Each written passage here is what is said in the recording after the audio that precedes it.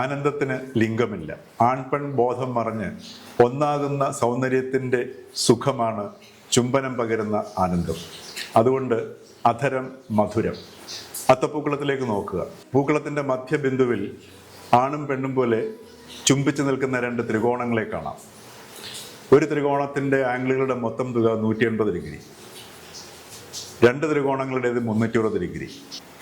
ബിന്ദുവിൻ്റെ വികസിത രൂപം സങ്കല്പിച്ചാൽ തുടക്കവും അവസാനവും ഇല്ലാത്ത വൃത്തം.